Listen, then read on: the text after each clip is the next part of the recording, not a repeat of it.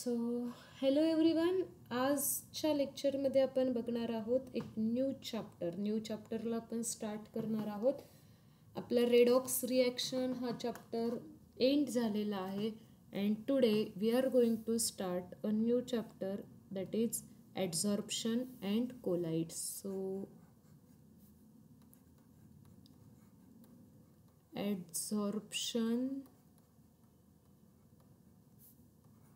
And collides.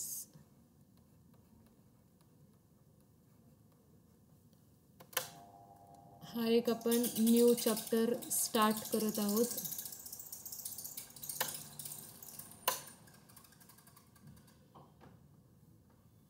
ॲडझॉर्प्शन and collides. Okay, आता सगळ्यात सुरुवातीला बघायचं आहे की ॲडझॉर्प्शन म्हणजे मॅम स्क्रीन नाही दिसत. Okay okay.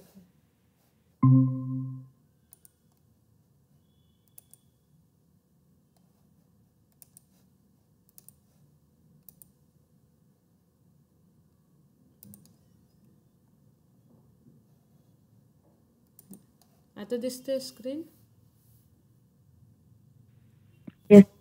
ओके हां. सो आज आपण न्यू चॅप्टरमध्ये स्टार्ट करतोय. न्यू चॅप्टरचं नाव आहे ॲडझॉर्प्शन अँड कोलाइड्स.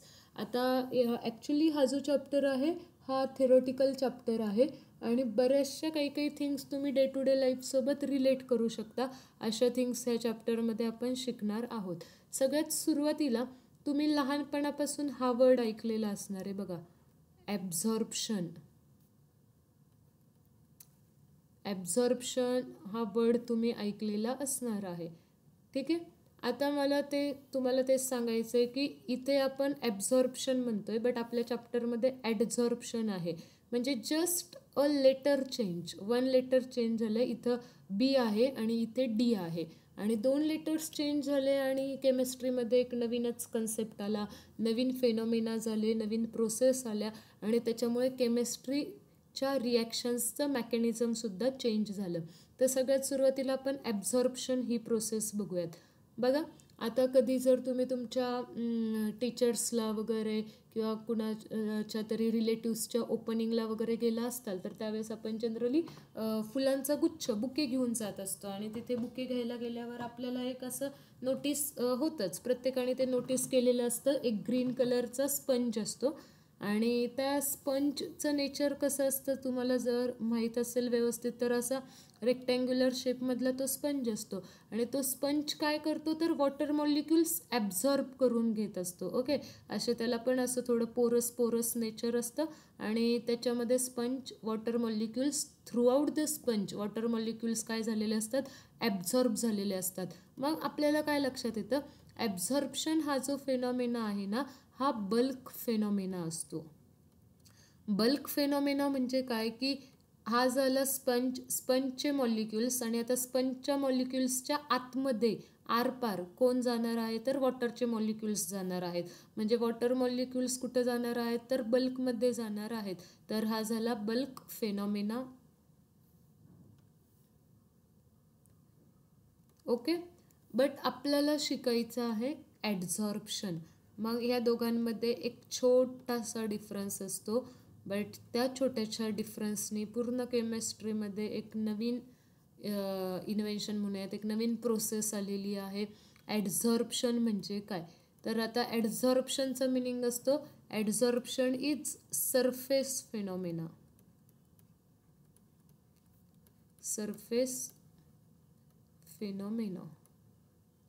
सरफेस फेनॉमिना म्हणजे काय. आता बघा, मी जर तुम्हाला असं थोडंसं इमॅजिन करायचं आहे, आता इट इज युअर ब्लॅकबोर्ड. ठीक आहे, आणि ह्या ब्लॅकबोर्डवर मी असं लिहिते आहे ABCD. आता मी जे लिहिते आहे चॉकनी, तर आता हे तुम्हाला ऑनलाईनमध्ये शिकताय, ज्यावेळेस तुम्ही समोर असतं त्यावेळेस तुम्हाला ते ॲटोमॅटिकली दिसतं. डोळ्यांसमोर ब्लॅकबोर्ड असतो, चॉकने आपण लिहित असतो. तर आता तुम्हाला थोडंसं इमॅजिन करावं लागेल की आता इथे मी जे लिहिते आहे ते जे चॉकचे मॉलिक्युल्स असतात किंवा हे पेनचे जे मॉलिक्युल्स असतात हे थ्रूआउट त्या ब्लॅकबोर्डच्या आतमध्ये जात असतात का रे बाळांनो? नाही. ते जे चॉकचे मॉलिक्युल्स असतात ते फक्त ब्लॅकबोर्डच्या सरफेसवर असतात आणि ह्याला आपण काय म्हणत असतो? Surface phenomena. ह्याला आपण काय म्हणत असतो? ॲडझॉर्प्शनची प्रोसेस. म्हणजे मॉलिक्युल्सचं ॲक्युम्युलेशन होणं, मॉलिक्युल्सचं ॲक्युम्युलेट होतात. कशावर मॉलिक्युल्स ॲक्युम्युलेट होतात? एखाद्या सरफेसवर. आता जर तुम्ही तुमच्याकडे खूप सुरुवातीला जूनमध्ये ज्यावेळेस तुम्ही सायन्स साईड घेतली त्यावेळेस असे छान पुस्तकं वगैरे घेतलेत, बट त्या पुस्तकांना तुम्ही आता जर हातच लावलेला नसेल, कुठंतरी ते पुस्तकं जर पडलेले असतील तर त्या पुस्तकांवर धूळ बसलेली असते. आता ते पुस्तकाचं जे कवर असतं ना, त्या कवरच्या सरफेसवर ती सगळी धूळ जमा झालेली असते. That is adsorption. ओके. ते जे डस्टचे मॉलिक्युल्स आहेत, पार्टिकल्स आहेत, ते पुस्तकाच्या आतमध्ये नाही गेलेले. तुम्ही जर ओपन करून बघितलं तर ते आतलं जे बुक्स असणार आहेत, आतले जे पेजेस असणार आहेत, that is very clean and neat. ते व्यवस्थित असतील, खूप इयर्स नसतील झाली तर. पण आता जर तुम्ही बघितलं तर कव्हरवर खूप जास्त डस्ट जमा झालेली असते. मग ती प्रोसेस काय आहे? तर ॲडझॉर्प्शनची प्रोसेस आहे.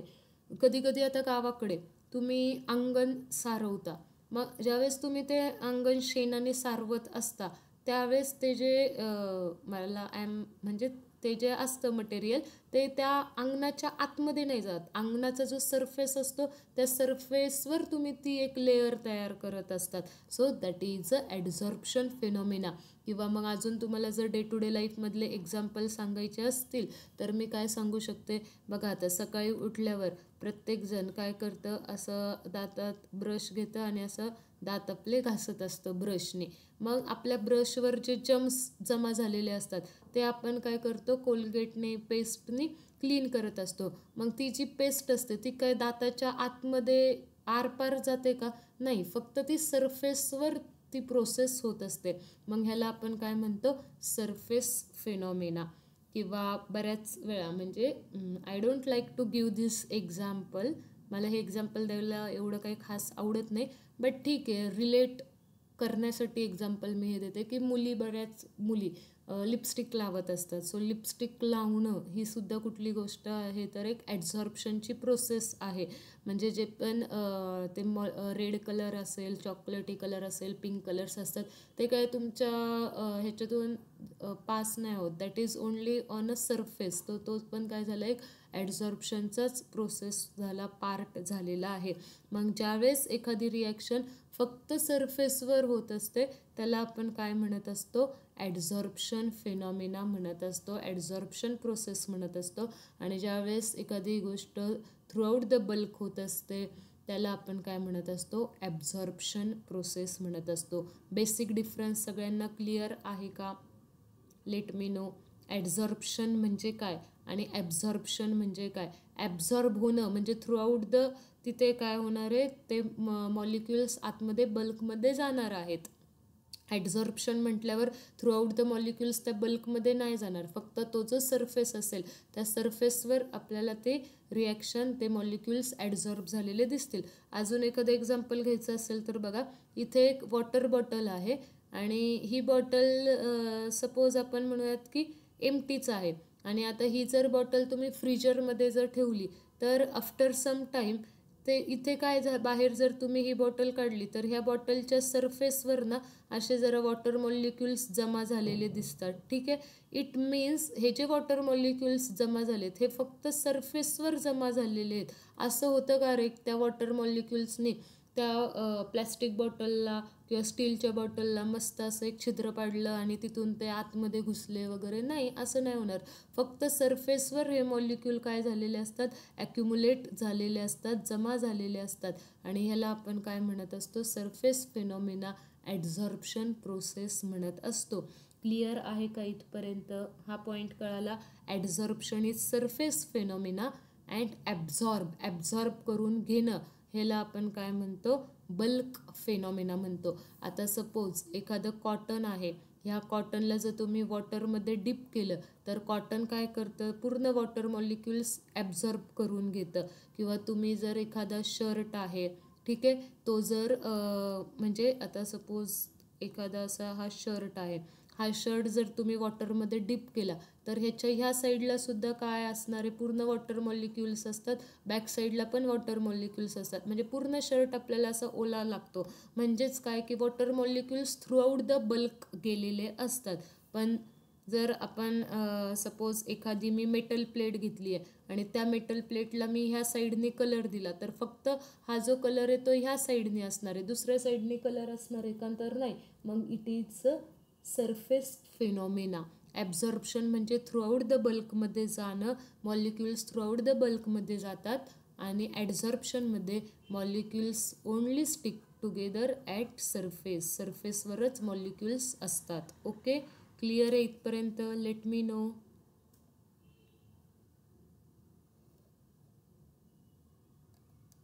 बोला, इथपर्यंत क्लिअर आहे का? Yes ma'am. ओके, ठीक आहे. सो मग आता नेक्स्ट ह्या ज्या प्रोसेसेस चालू असतात, ॲड्झॉर्प्शन, ॲब्झॉर्प्शन, ह्यांच्यामध्ये 2 टर्म्स आपल्याला बघायचे असतात. एक असतं ॲड्झॉर्बेंट आणि दुसरी टर्म असते ॲड्झॉर्बेट. आता ॲड्झॉर्बेंट कशाला म्हणतो आणि ॲड्झॉर्बेट कशाला म्हणतो हे इम्पॉर्टंट टर्म्स आहेत. बघा, ह्या चॅप्टरमधून थेरी बेस चॅप्टर असल्यामुळे इथून तुम्हाला स्टेटमेंट बेस्ड MCQ येतात आणि सेकंड पार्ट इज की वेगवेगळ्या डेफिनेशन्स वगैरे पेपरला विचारल्या जातात. तर मग आपल्याला सगळ्यात पहिली डेफिनेशन ॲड्झॉर्प्शनची लिहून घ्यायची आहे, आपण ती लिहिणार पण आहोत. आत्ता मी जस्ट तुम्हाला कन्सेप्ट सगळं एक्सप्लेन करते. सेकंड डेफिनेशन असते आपल्यासाठी इम्पॉर्टंट ॲड्झॉर्बेंटची. तिसरी डेफिनेशन आपण बघतो ॲड्झॉर्बेटची. मग ॲड्झॉर्बेंट कशाला म्हणायचं आणि ॲड्झॉर्बेट कशाला म्हणायचं?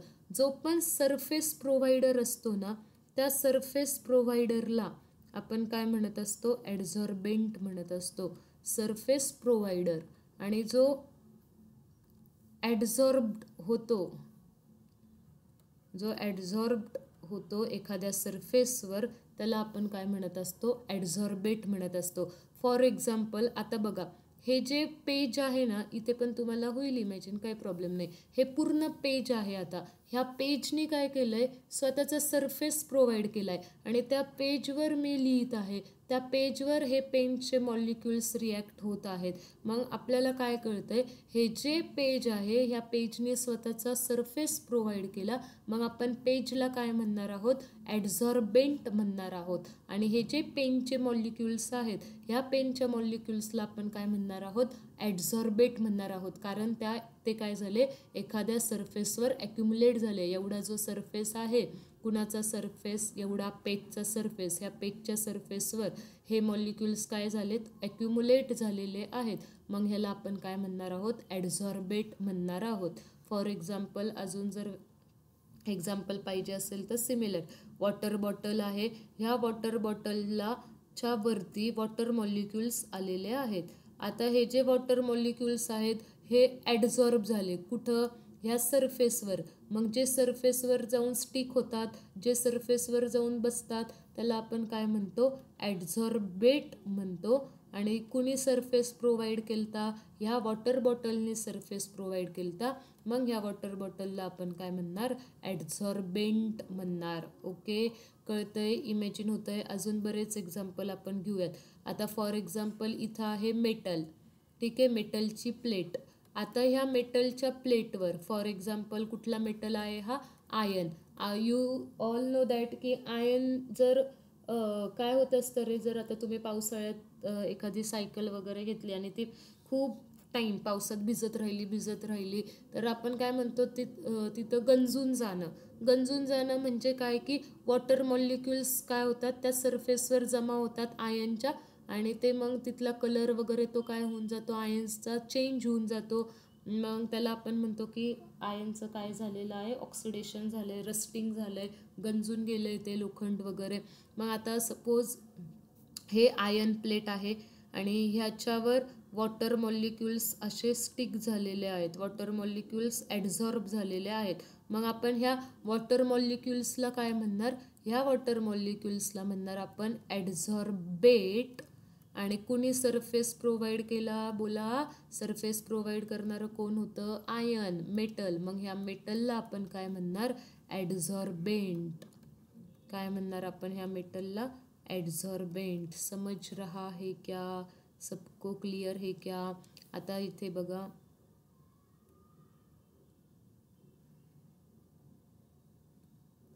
असं छान तुमचं बुक आहे, ठीक आहे. वाटत नाही हे बुक आहे, पण कन्सिडर करा सपोज हे बुक आहे. आता ह्या बुकच्या सरफेसवर सगळे डस्टचे पार्टिकल्स जमा झालेले आहेत. मग ह्या बुकला तुम्ही काय म्हणणार? बुकच्या सरफेसला काय म्हणणार आणि त्या डस्ट पार्टिकलला काय म्हणणार? सांगा. बुकला काय म्हणणार? बोला. ॲडझॉर्बेंट का ॲडझॉर्बेट? बुक. बुकला काय म्हणणार? येस, बुकला काय म्हणणार? ॲडझॉर्बेंट. बुकने काय केला? स्वतःचा सरफेस प्रोव्हाइड केला आणि हे जे जमा झालेले डस्ट पार्टिकल आहेत, ह्या डस्ट पार्टिकल्सला आपण काय म्हणतो? ॲडझॉर्बेट. ॲडझॉर्बेट. ओके, क्लिअर आहे ह्या डेफिनेशन्स? इथपर्यंत क्लिअर आहे? सगळ्यांना कन्सेप्ट क्लिअर आहे इथपर्यंत? जो सरफेस प्रोव्हाइड करेल त्याला म्हणा ॲडझॉर्बेंट, आणि त्या सरफेसवर जो ॲक्युमुलेट होईल, त्या सरफेसवर जाऊन जो बसेल त्याला आपण काय म्हणणार आहोत? ॲडझॉर्बेट म्हणणार आहोत. ओके, क्लिअर आहे? अजून जर तुम्हाला एखादं एक्झाम्पल पाहिजे असेल तर आता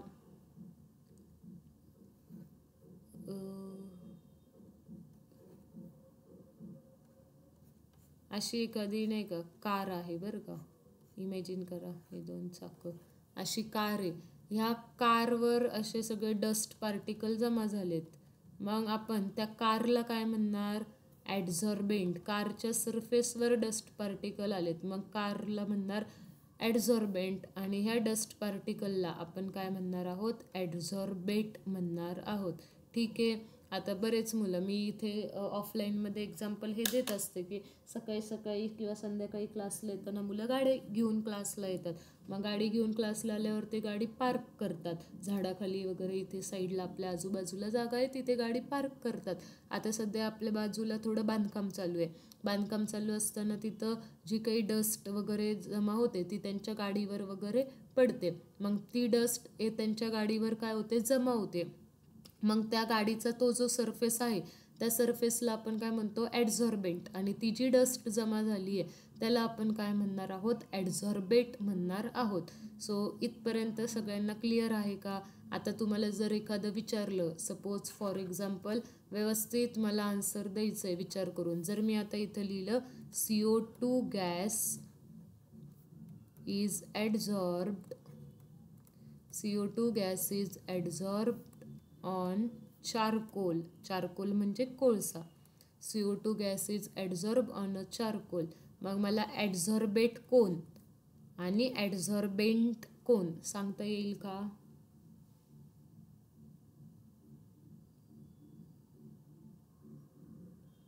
ॲडझॉर्बेट कशाला म्हणणार आणि ॲडझॉर्बेंट कशाला म्हणणार? सांगा. जो सरफेस प्रोव्हाइड करतो त्याला ॲडझॉर्बेंट म्हणतो. जो सरफेसवर जाऊन बसतो, सरफेसवर जाऊन ॲडझॉर्ब होतो, त्याला आपण ॲडझॉर्बेट म्हणतो. अजून कुठल्या इझी लँग्वेजमध्ये तुम्हाला सांगायचं आहे का? तुम्ही फक्त इथं माईक वगैरे नाही का, म्हणजे आता इथं ऑनलाईन सेशन जॉईन करतायत आणि तुमचं लक्ष दुसरीकडेच आहे असं आहे का? कारण it is very basic question. CO2 gas is adsorb on a charcoal. मग चारकोलला काय म्हणणार? CO2 गॅसला काय म्हणणार? चारकोल. चारकोल काय झाला? Adsorbent. Correct. Charcoal is adsorbent. आणि CO2 गॅस काय असणार आहे? ॲडझॉर्बेट असणार आहे. CO2 गॅसला आपण काय म्हणणार आहोत? ॲडझॉर्बेट म्हणणार आहोत. ठीक आहे. मग त्याच्यानंतर आता ह्या कन्सेप्ट पाहिल्या. ह्याच्या पुढे एक कन्सेप्ट असते, चौथी डेफिनेशन्स तुम्हाला विचारली जाते, दॅट इज डिझॉर्प्शन. डिझॉर्प्शन म्हणजे काय? ही एक कन्सेप्ट तुम्हाला विचारली जाते. तर डिझॉर्प्शन म्हणजे काय बघा, removal of accumulated substance, removal of process of removal of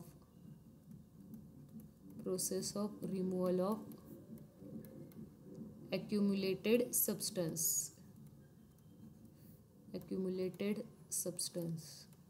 किंवा ॲडझॉर्ब सबस्टन्स म्हटलं तरी चालतं. आता हे मेटल आहे, ह्या मेटलच्या सरफेसवर गॅस आलेला आहे. आता हा गॅस ॲडझॉर्ब झाला आहे, तर ह्या गॅसला रिमूव्ह पण करू शकतो. मग ही जी रिमूव्ह करण्याची प्रोसेस आहे त्या प्रोसेसला आपण काय म्हणतो, डिझॉर्प्शन.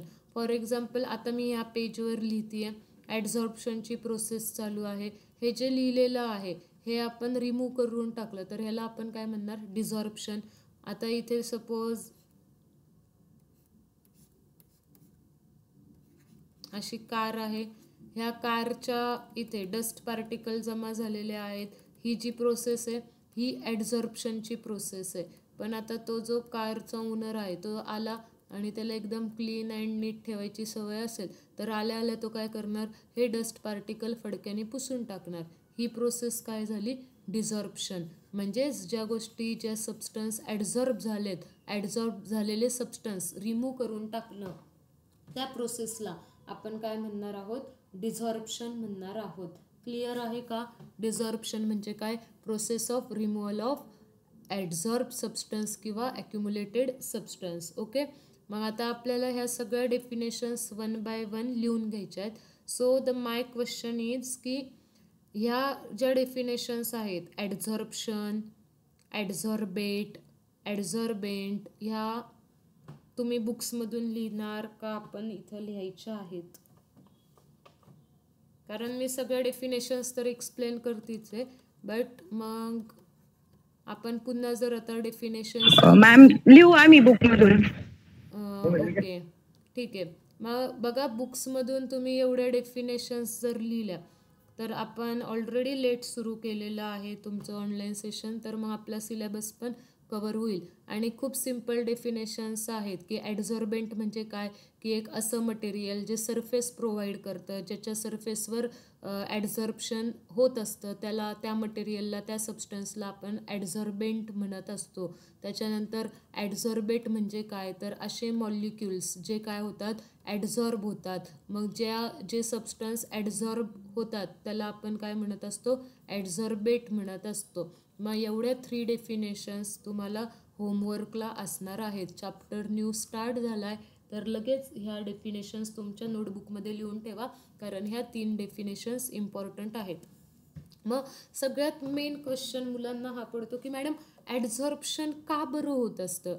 तर मग बघा, ज्यावेळेस आपण बल्कमधल्या मॉलिक्युल्सचा विचार करतो ना, तर आता सपोज बल्कमधले मॉलिक्युल्स म्हणजे हा जो मॉलिक्यूल आहे हा बल्कमधला मॉलिक्यूल आहे आणि हे जे वरचे जे मॉलिक्यूल आहेत, फॉर एक्झाम्पल हा जो मॉलिक्यूल आहे हा सरफेसवरचा मॉलिक्यूल आहे.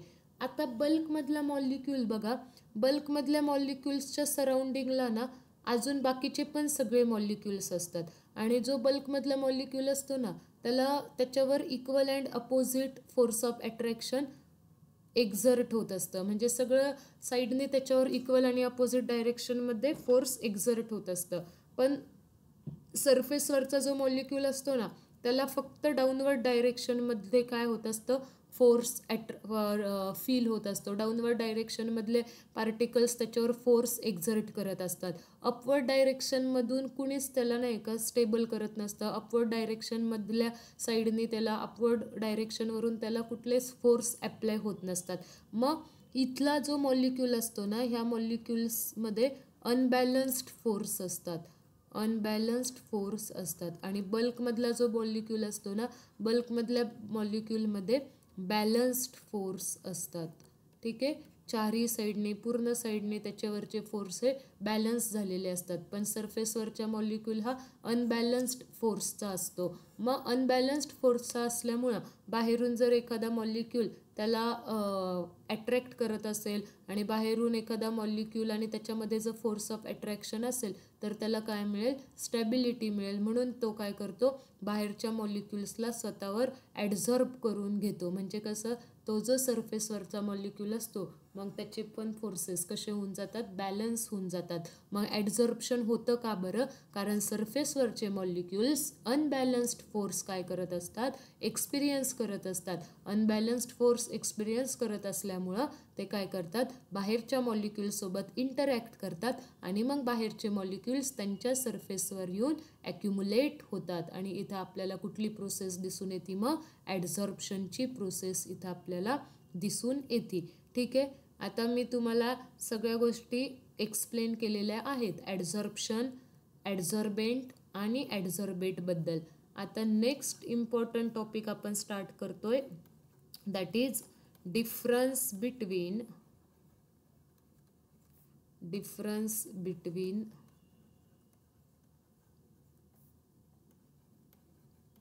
adsorption and absorption. Difference between adsorption and absorption. तर आता आपण हा एक्सप्लेन करण्यासाठी 1 बाय 1 आपण ह्याचे पॉईंट्स लिहून घेणार आहोत. ठीक आहे, मग इथे मी लिहिते ॲडझॉर्प्शन आणि इकडे मी लिहिते ॲब्झॉर्प्शन. ठीक आहे, मग सगळ्यात पहिल्यांदा बेसिक डिफरन्स काय सांगू शकतो आपण, तुम्हाला काय वाटतं, बेसिक डिफरन्स आपण काय सांगू शकतो? ॲडझॉर्प्शन हा कुठला फेनॉमिना आहे आणि ॲब्झॉर्प्शन हा कुठला फेनॉमिना आहे? Adsorption is surface phenomenon and absorption is bulk phenomenon. Yes, correct, very good. मग आपण फर्स्ट पॉईंट तोच लिहिणार, ॲडझॉर्प्शन इज सरफेस फेनॉमिना.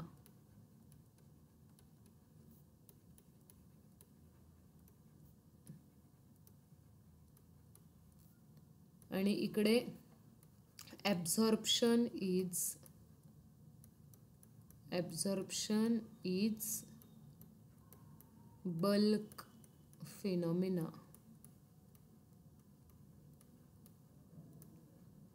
ठीक आहे, मग फर्स्ट पॉईंटमध्ये कुणाला काही डिफिकल्टी नसेल, एकदम इझी आहे फर्स्ट पॉईंट. त्याच्यानंतर आता आपल्याला सेकंड पॉईंट लिहायचा आहे. इकडे लिहित होतो आपण ॲडझॉर्प्शन, इकडे आहे ॲब्झॉर्प्शन. आता सेकंड पॉईंट बघा, ॲडझॉर्प्शन सरफेस एरियावर डिपेंड असणार आहे, कारण ॲडझॉर्प्शन कुठला फेनॉमिना आहे, सरफेस फेनॉमिना आहे. बट ॲब्झॉर्प्शन सरफेस एरियावर डिपेंड असणार आहे का, नाही. ॲब्झॉर्प्शनचं आणि सरफेस एरियाचं रिलेशन असणार आहे का, नसणार आहे, कारण ॲब्झॉर्प्शन तर बल्क फेनॉमिना आहे. ठीक आहे, मग आपण काय लिहिणार, ॲडझॉर्प्शन मधला second point, it depends on surface area. It depends on surface area. ठीक आहे, आता बघा ना, म्हणजे ह्या पेजचा जर सरफेस एरिया थोडा लार्ज असतं, म्हणजे इथून ते इथपर्यंतच ह्या पेजचा सरफेस एरिया आहे. हाच जर असा खूप मोठा ह्या सरफेसचा ह्या पेजचा सरफेस एरिया असता तर आपल्याला व्यवस्थित लिहिता आलं असतं अजून चांगल्या प्रकारे, म्हणजे ॲडझॉर्प्शन तिथं जास्त झालं असतं. मग सरफेस एरिया वाढला की ॲडझॉर्प्शन पण काय होत असतं, वाढत असतं. आपण पुढे जाऊन ते फॅक्टर्स वगैरे स्टडी करणार आहोत. बट बेसिकली आपल्याला काय लक्षात ठेवायचं आहे किंवा आपल्याला काय कळतं आहे की ॲडझॉर्प्शन कसा फेनॉमिना आहे, तर सरफेस फेनॉमिना असल्यामुळं ॲडझॉर्प्शन सरफेसवर डिपेंड असेल. इकडे सेकंड पॉईंट काय लिहिणार मग, absorption is independent of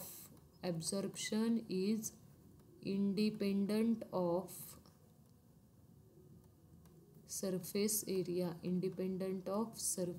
area. ठीक आहे, फर्स्ट 2 पॉईंट सगळ्यांना क्लिअर असतील. त्याच्यानंतर थर्ड पॉईंट ॲडझॉर्प्शनमध्ये, ॲडझॉर्प्शन होण्यासाठी ना एक पर्टिक्युलर प्रेशर किंवा पर्टिक्युलर कंडिशन्स गरजेच्या आहेत. ठीक आहे. म्हणजेच ॲडझॉर्प्शन कशावर डिपेंड असतं, तर प्रेशर आणि टेम्परेचरवर डिपेंड असतं. मग मी ॲडझॉर्प्शनमध्ये काय लिहिते, adsorption is pressure depends on pressure and temperature. ठीक आहे.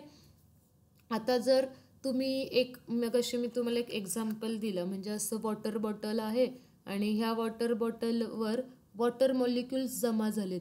हे वॉटर मॉलिक्युल्स जमा कधी होईल, जर आपण ही वॉटर बॉटल, ही पाण्याची बॉटल किंवा ही बॉटल जर आपण फ्रीजरमध्ये ठेवली तरच हे मॉलिक्युल्स ह्या सरफेसवर जमा होतील.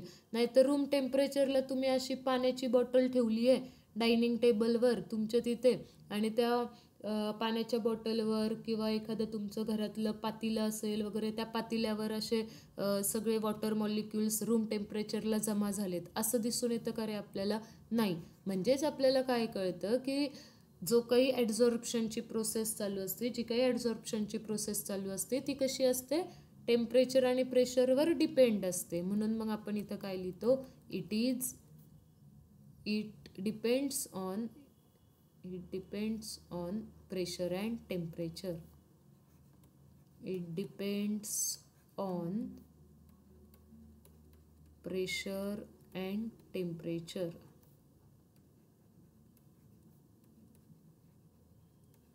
क्लिअर हे? इकडं काय लिहिणार, इट इज इंडिपेंडंट. हा डिफरन्स खूप इझी आहे. It is independent. It is independent of pressure and temperature.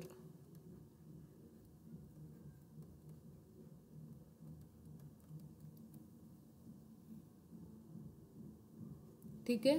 तिसरा पॉईंट क्लिअर आहे. चौथा पॉईंट बघा.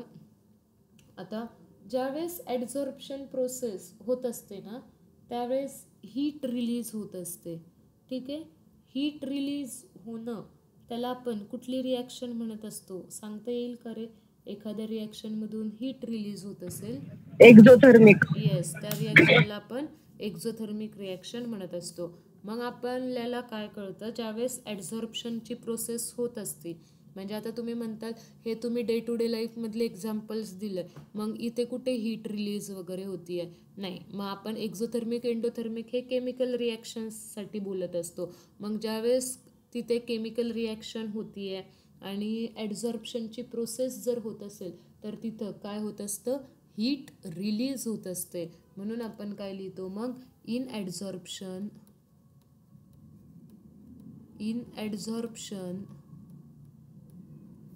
heat is released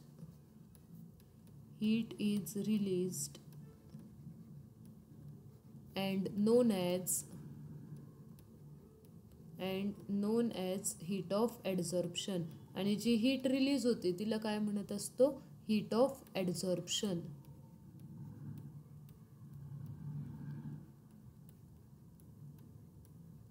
ठीक आहे. इकडे काय लिहिणार, in absorption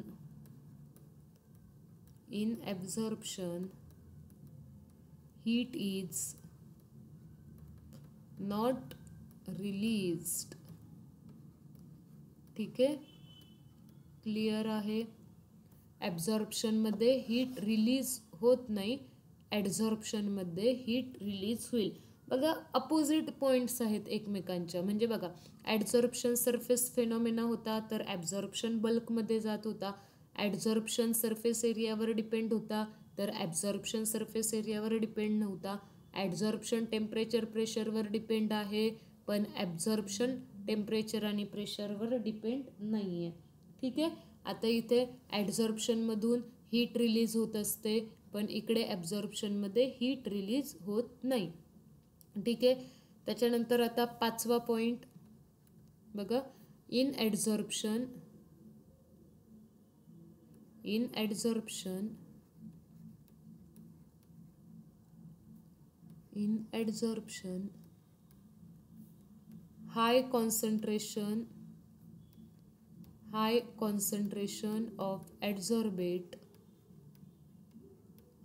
high concentration of adsorbate on the surface of adsorbent adsorbent. म्हणजे काय मिनिंग कळतोय? ॲडझॉर्प्शनचा फिनॉमिना आहे, मग बट ऑब्व्हियसली सरफेसवर ॲडझॉर्बेटचं कॉन्सन्ट्रेशन जास्त असणार आहे. आता बघा, हे जे सगळे ब्लॅक कलरचे पेनचे मॉलिक्युल्स आहेत, हे कुठं दिसतं ते तुम्हाला फक्त सरफेसवर दिसतं ते, म्हणजेच ह्यांचं कॉन्सन्ट्रेशन म्हणा किंवा ह्यांची क्वांटिटी सरफेसवर जास्त आहे.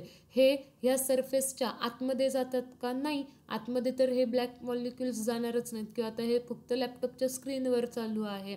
ठीक आहे ना. म्हणजेच आपल्याला काय कळतं की जर ॲडझॉर्बेट जे असतात त्याचं कॉन्सन्ट्रेशन हाय असतं. कधी? कशावर? ऑन द सरफेस ऑफ ॲडझॉर्बेंटवर, ॲडझॉर्प्शनची प्रोसेस असेल तर. म्हणजे आता हा घेतला ॲडझॉर्बेंट आणि सगळं कॉन्सन्ट्रेशन इथं कुणाचं असणार आहे? तर ॲडझॉर्बेटचं कॉन्सन्ट्रेशन सरफेसवर जास्त असणार आहे. सरफेसवरच जास्त असणार आहे, सरफेसच्या आतमध्ये ॲडझॉर्बेट जाणार नाही. का नाही जाणार सरफेसच्या आतमध्ये ॲडझॉर्बेट? कारण प्रोसेस कुठली आहे? ॲडझॉर्प्शनची प्रोसेस आहे. फक्त काय होणार आहे? सरफेसवर होणार आहे. मॉलिक्युल्स आतमध्ये जाणार का? नाही. आतमध्ये त्यांचं कॉन्सन्ट्रेशन कसं असणार आहे? कमीच असणार आहे. सरफेसवर कॉन्सन्ट्रेशन कसं असणार आहे? जास्त असणार आहे. म्हणून आपण इथं काय लिहिलं? In adsorption high concentration of adsorbate on the surface of adsorbate. ह्याच्या अपोजिट इकडं काय लिहितो? इन ॲब्झॉर्प्शन, जर ॲब्झॉर्प्शनची प्रोसेस असेल, in absorption concentration of adsorbate, ॲडझॉर्बेटचं जे कॉन्सन्ट्रेशन असतं ते युनिफॉर्म असतं. In absorption concentration of adsorbate is uniform throughout the bulk, throughout bulk of adsorbent, bulk of adsorbent. ॲडझॉर्बेंटच्या बल्कमध्ये काय होतं? ते कॉन्सन्ट्रेशन जातं.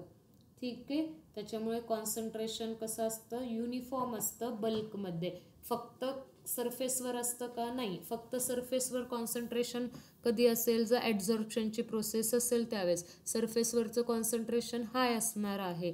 पण आता ॲडझॉर्बेट काय होणार आहे? थ्रूआउट द बल्क जाणार आहे. आणि थ्रूआउट द बल्क कसा जाणार आहे? तो युनिफॉर्मली त्याचं कॉन्सन्ट्रेशन असणार आहे. मग आता नेक्स्ट आहे एक्झाम्पल. 6th पॉईंट आहे एक्झाम्पलचा. इथे आपण लिहू शकतो CO2 gas adsorbed, CO2 gas adsorb by activated charcoal, activated charcoal. ठीक आहे. कोळशावर CO2 गॅसचं ॲडझॉर्प्शन होणं, ह्याला आपण ॲडझॉर्प्शनचं एक्झाम्पल म्हणणार आहोत. ॲब्झॉर्प्शनचं एक्झाम्पल काय होणार? काय म्हणणार? Water molecules, water molecules absorbed by cotton, water molecules absorbed by cotton. ठीक आहे. ह्याला मग आपण काय म्हणणार आहोत? ॲब्झॉर्प्शनचं एक्झाम्पल. प्रत्येकाला सगळे पॉईंट्स क्लिअर आहेत का? बघा, आपण डिफरन्स बघतोय. सगळ्यात सोपा पहिला पॉईंट होता ॲडझॉर्प्शन इज सरफेस फिनॉमिना. आणि ॲब्झॉर्प्शनमध्ये आपण बघितलं की ॲब्झॉर्प्शन हा कसा आहे? तर एक बल्कमधला फिनॉमिना आहे. ॲडझॉर्प्शनमध्ये काय होत असतं?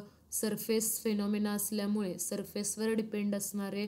ॲब्झॉर्प्शन काही सरफेसवर डिपेंड नसणार. म्हणून आपण लिहिलं it is independent of surface area. Pressure आणि टेम्परेचरवर डिपेंड असेल ॲडझॉर्प्शन. ॲब्झॉर्प्शन प्रेशर आणि टेम्परेचरवर इंडिपेंडंट असेल. हीट इव्हॉल्ड होतीये, रिलीज होतीये ॲडझॉर्प्शनच्या केसमध्ये. ॲब्झॉर्प्शनच्या केसमध्ये हीट रिलीज होत नाही. ॲडझॉर्प्शनच्या वेळेस ॲडझॉर्बेटचं कॉन्सन्ट्रेशन हाय असतं सरफेसवर, आणि ॲब्झॉर्प्शनमध्ये ॲडझॉर्बेटचं कॉन्सन्ट्रेशन हे युनिफॉर्म असतं बल्कमध्ये. आणि त्याच्यानंतर आपण 6th वाला पॉईंट बघितला होता. दॅट इज 6th वाला पॉईंट कुठला पाहिला होता? तर कशाचा पाहिला होता 6th वाला पॉईंट? एक्झाम्पलचा. ओके. सगळ्यांना क्लिअर आहे का आत्तापर्यंत जेवढं घेतलंय तेवढं? Yes ma'am. ओके, ठीक आहे. सो आता आपण नेक्स्ट एक डेफिनेशन बघतोय, दॅट इज सॉर्प्शन. ठीक आहे. सॉर्प्शन म्हणजे काय? तर बघा, सॉर्प्शन ही एक अशी प्रोसेस असते ज्या प्रोसेसमध्ये ॲब्झॉर्प्शन आणि ॲडझॉर्प्शन हे सायमल्टेनियसली होत असतं. मग काय लिहिणार? When both absorption and adsorption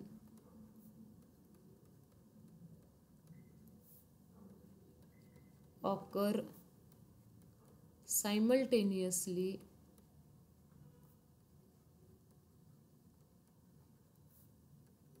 it is known as sorption.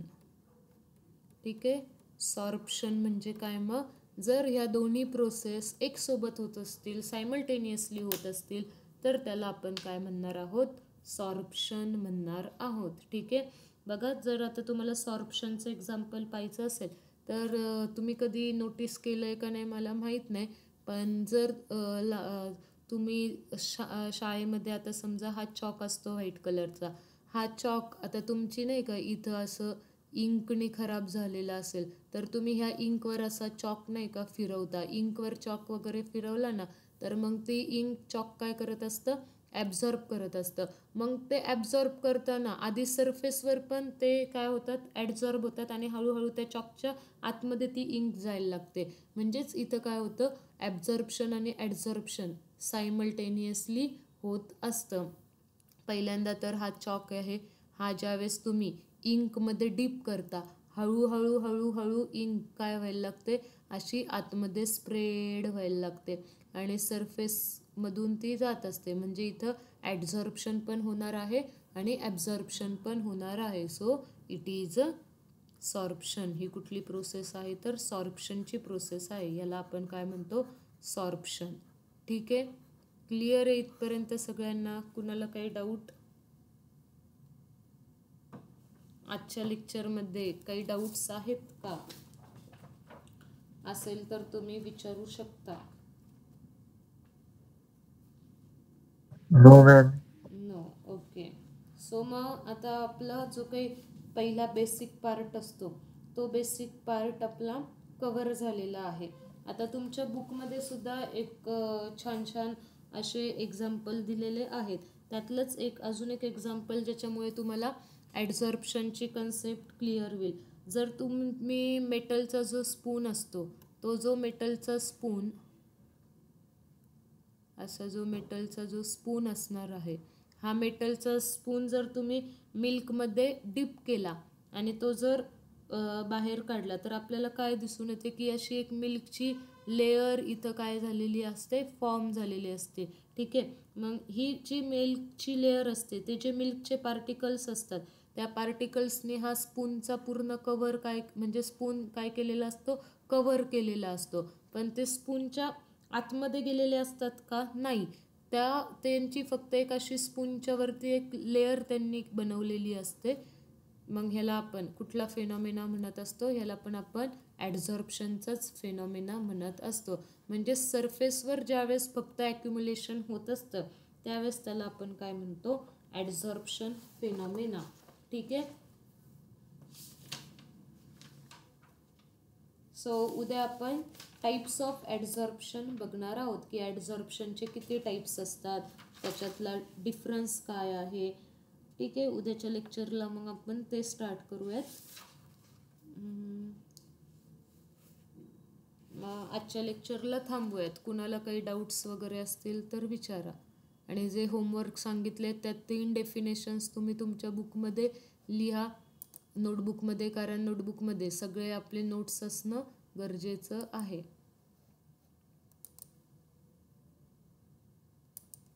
आणि जसं मी तुम्हाला सांगितलं, MCQ सॉल्व करायला स्टार्ट करा. रेडॉक्स रिॲक्शन झालं आहे तर रेडॉक्स रिॲक्शनवरचे मॉड्युल्समधले MCQ सॉल्व झाले पाहिजे. आता ॲडझॉर्प्शन आणि कुठला आपण हा चॅप्टर स्टार्ट केला आहे, ॲडझॉर्प्शन अँड कोलाइड्स. मग आपल्याला ॲडझॉर्प्शन अँड कोलाइड्समधले काय झाले पाहिजेत, सगळे MCQ सॉल्व व्हायला पाहिजेत. त्याच्यामुळं हा चॅप्टर तुम्ही आता स्टार्ट करा MCQ सॉल्व करण्यासाठी.